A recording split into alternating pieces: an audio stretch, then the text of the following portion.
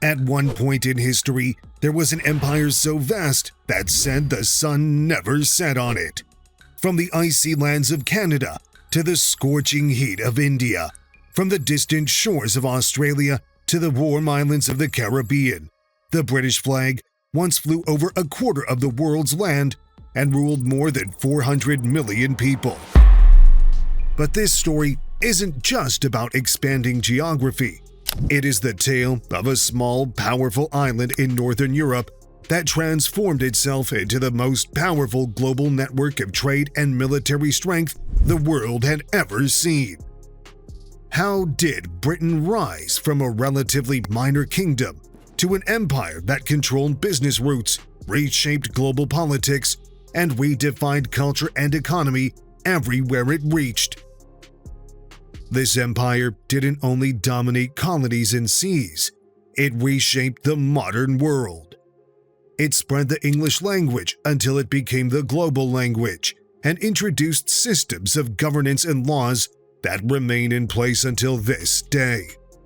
In return, it left behind a legacy of exploitations, resource plundering, and conflicts whose effects have not yet faded. In this documentary, we'll dive into an extraordinary journey from the maritime beginnings in the 16th century to the peak of glory in the 19th century, when London became the world's capital, and finally to its decline after 2 world wars, where liberations and independence movements emerged to redraw the map of the world. This isn't just the story of an empire's rise and fall. It's the story of a world built under one flag, the British Empire, the power that changed the course of history.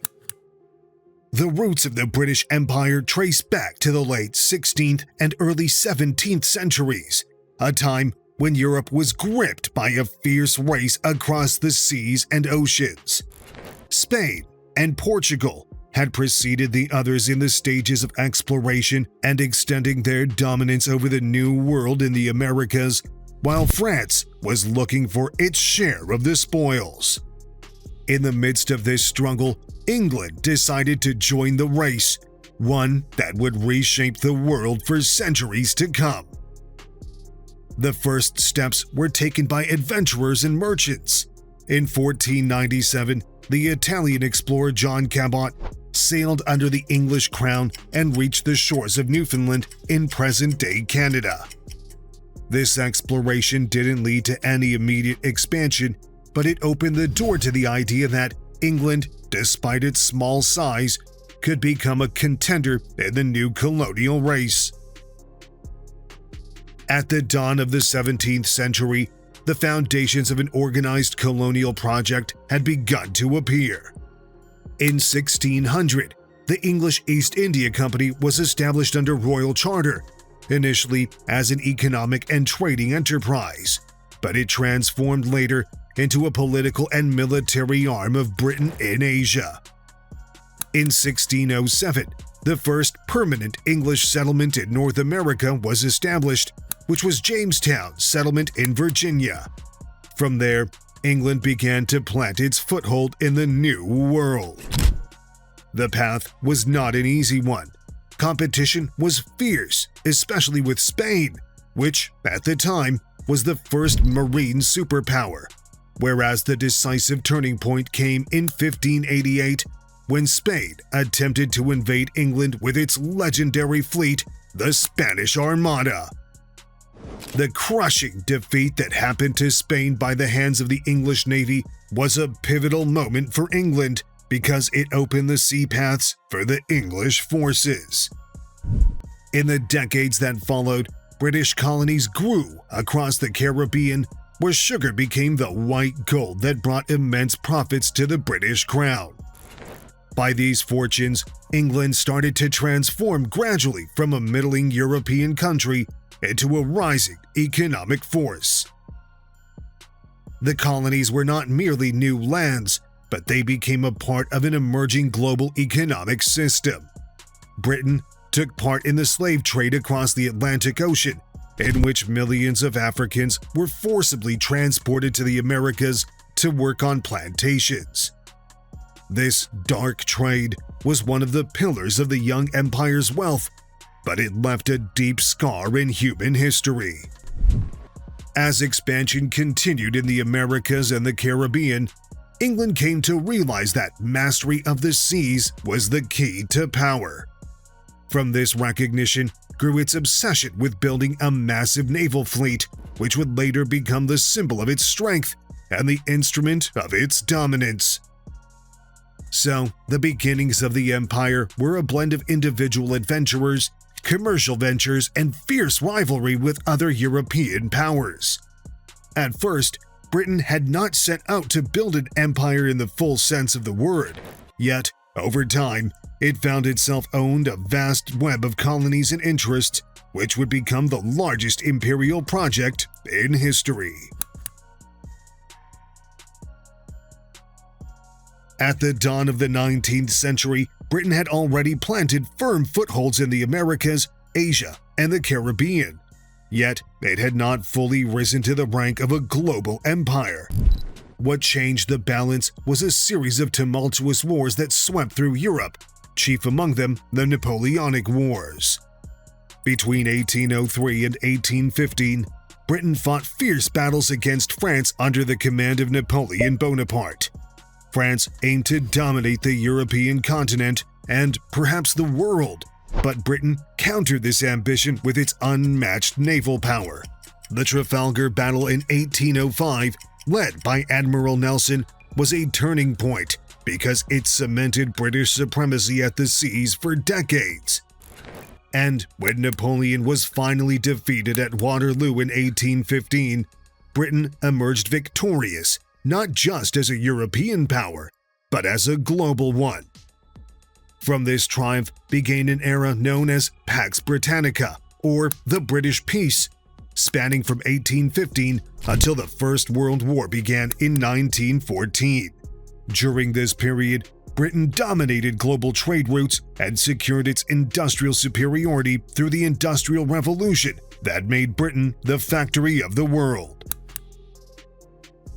At that period, India was the jewel of the British crown, because after centuries of influence through the East India Company, Britain imposed its direct control over the Indian subcontinent in 1858 after suppressing the Sepoy Revolution. India wasn't just a colony, but it was the empire's beating heart, simply because it was supplying cotton, tea, spices, and even soldiers for Britain's armies. On the other hand, the 19th century was the era of the inevitable colonial race for Africa, which was known by the Scramble for Africa. Britain controlled strategic areas such as Egypt after the opening of the Suez Canal in 1882, which became a vital artery for trade between Europe and Asia. Also, its grip extended southward to include South Africa, where the gold and diamonds were found, which they had a central role in supporting the influence of the British Empire. And as for Oceania, Britain controlled Australia and New Zealand and transformed them into major settler colonies, and in the Caribbean, it continued exploiting plantations and maritime trade, while in Canada, its authority was solidified through political settlements that ensured the area a place within the Commonwealth. What made this expansion stage special was that the British weren't satisfied only by military control, but also ordered a global economic system built on free trade with dominance of the pound sterling and British ports. While the British Navy fleet wasn't only a military power, but it acted as a global police force, protecting international trade.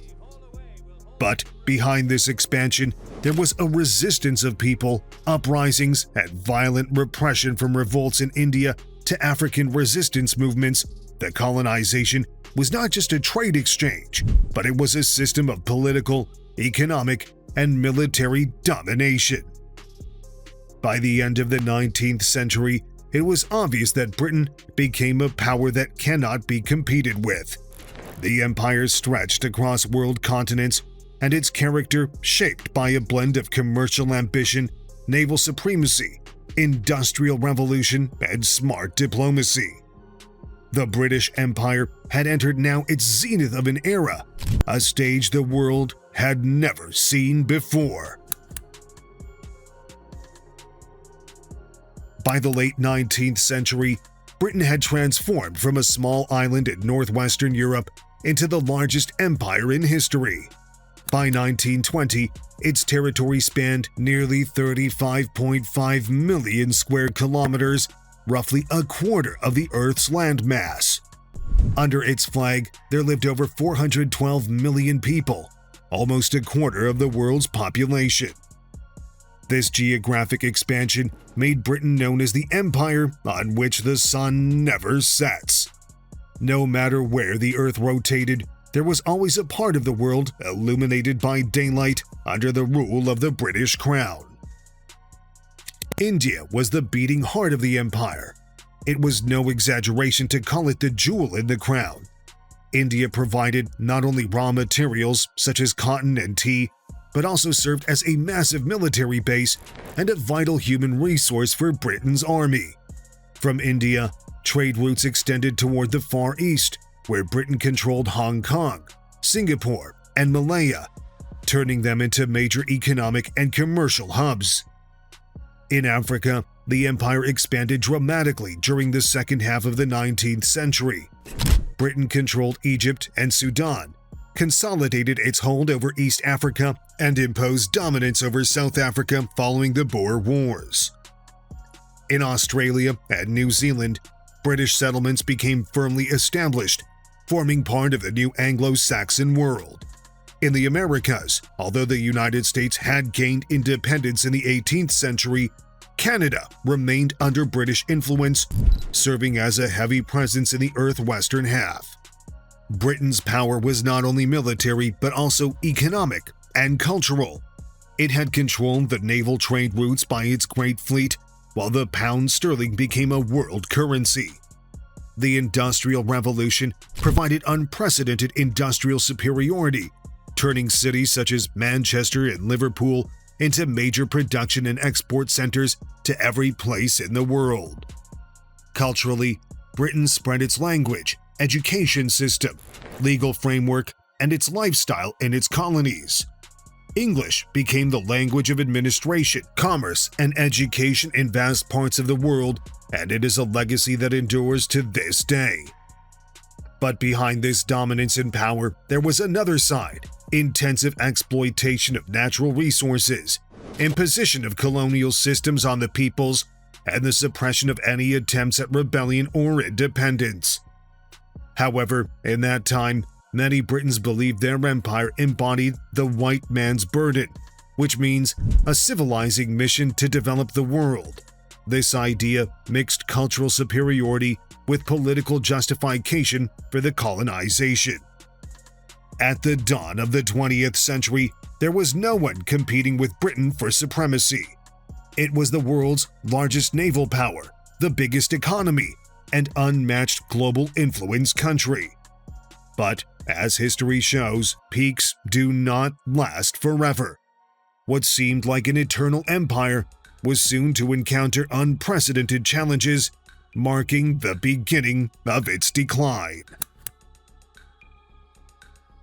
With the outbreak of the First World War in 1914, the signs of decline in the British Empire began to emerge. Although Britain eventually achieved victory in the First World War, however, the war came at a tremendous cost because millions of British soldiers and colonial workers perished, and the economic infrastructure faced immense strain, and the financial burden of war weighed heavily on the British Crown. The First World War did not only weaken the empire economically, it also began to ignite independence movements within the colonies. In India, for instance, the civil resistance movement gained momentum, led by figures such as Mahatma Gandhi, demanding full independence from British rule. The people in the colonies were no longer willing to accept distant governance. They began to assert their political and social rights. Then came the Second World War between 1939 and 1945, delivering the most severe blow to the empire.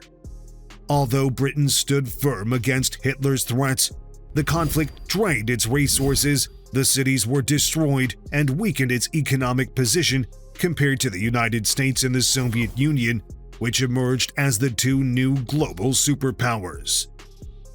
This shift in the global balance of power revealed that British supremacy was no longer absolute. Many colonies realized that dependence on Britain was no longer justified and that the era of direct control had ended.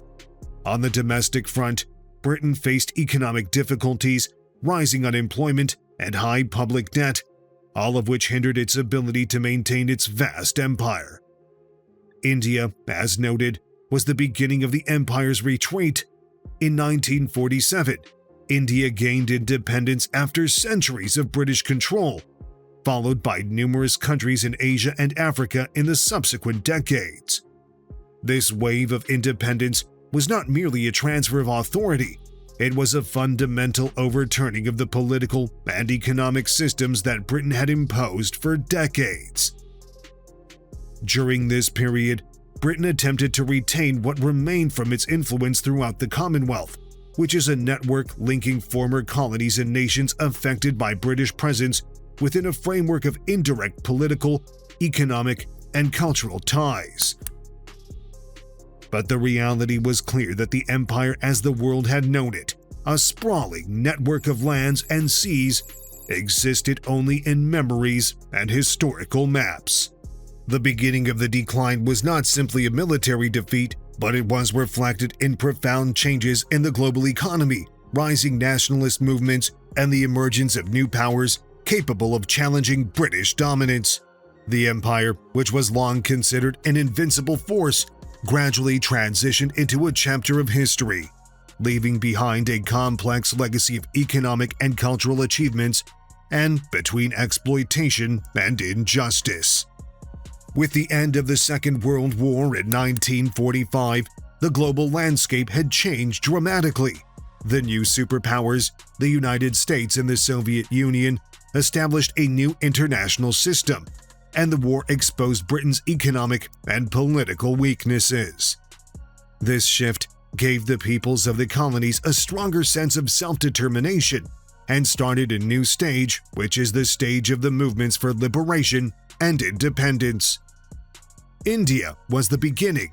After decades of peaceful struggle and civil resistance, Mahatma Gandhi and his colleagues guided the Indian people toward independence, which was finally achieved in 1947. This milestone was not merely the end of British control over India, but it ignited a chain reaction of independence movements across Asia and Africa. Britain was incapable to resist this wave after it had been exhausted by wars and weakened by global economic changes.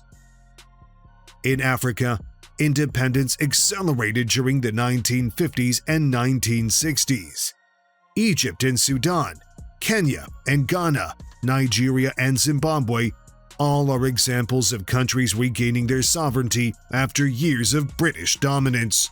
These countries were not just new political territories because their peoples began reconstructing their economies and cultural identities after decades under colonial rule. Even in the Caribbean and Oceania, colonies began to transform into independent states, while Britain maintained symbolic, economic, and political ties through the Commonwealth. This association no longer implied direct control, but rather collaboration and connection through British culture and institutions, granting the new countries greater autonomy in governance. But the path to independence was not always smooth. In some regions, such as Kenya during the armed revolution against colonial rule, or in Palestine and India during partition, events were marked by violent conflict. These episodes remind us that liberation was not merely a political declaration, but a long and costly struggle which demanded the lives of thousands. With this wave of independence movements, the image of the empire was completely transformed. It was no longer a sprawling network of territories under direct British control, but a cultural and political association. Although its influence continued indirectly through language, legal systems, and educational and administrative institutions, a tangible legacy that endures to this day. Thus ended the era of direct domination and began a new chapter in the history, which is the era of independent nations carrying the empire's legacy, but they were reshaping it according to their own visions and challenging both old and new powers. The British Empire was no longer the dominant force, but it left behind a complex heritage encompassing economic and cultural achievements alongside the injustices and exploitation that accompanied it for decades. The British Empire may be gone, but its effects are still evident in every corner of the world. What it left behind was not just maps and flags, but an entire system of culture, economy, and law which continues to shape our daily lives directly or indirectly. The most prominent of these influences is the English language. English has become a global language, serving as the primary means of communication in commerce, science, technology, diplomacy, and education. From Canada to India, from Australia to South Africa, English is not merely a language, but it is a tool for administration, trade, and communication, a direct reflection of Britain's centuries-long global dominance. Then there's the legal and political system. Many former British colonies adopted democratic governance models based on the British system, including parliamentary structures, supreme courts, and civil and criminal laws. Even today, the empire's influence is visible in the legal and administrative systems of Australia, Canada, India, and several countries in Africa and the Middle East. Economically, the empire helped lay the foundations of global trade and the modern financial system. The pound sterling served as a world currency for centuries, and British ports were central hubs in international trade networks. The British Industrial Revolution also transferred technology and industrial knowledge to parts of the world, contributing to the growth of some modern industrial nations. Culturally, the empire left marks in literature, education, and architecture. From British schools in India and Africa to public buildings in Kenya and Malaysia, and even in popular culture, British presence continued to shape the cultural identity of former colonies. However, the legacy was not entirely positive. Colonialism also left negative effects, such as the depletion of natural resources, imposition of unequal socioeconomic structures, and spread systems that sometimes enforced racial or social discrimination. Additionally, partition policies in some colonies led to ongoing conflicts, as seen in India and Pakistan, where they are still conflicting about the region of Kashmir, or as happened in Africa after independence. At the same time, the modern international network was partly shaped by this empire. The Commonwealth, while no longer a tool of direct control, provided a framework for cooperation between former colonies and the United Kingdom. It exemplifies how the empire's influence continues in international politics and culture even after direct rule ended. The British legacy, therefore, is complex and multidimensional, which includes economic and political power, broad cultural influence, a global language, robust legal systems, alongside a past of exploitation and conflicts left by decades of colonial rule. Understanding this legacy helps explain many contemporary events, whether in politics, economics, or international relations. If you'd like to explore more or check the original references, you'll find all the sources in the description. Thus concludes this documentary episode, which began from the birth of the British Empire through its age of great power to the beginning of its decline and finally to its diverse and complex legacy. This is a journey through time that reveals how a small island could change the world and how the history of empires remains present centuries after their fall. Don't forget to check the resources I left in the description so you can see the evidence for yourself. And if you enjoyed this documentary, make sure to like, share, and subscribe for more.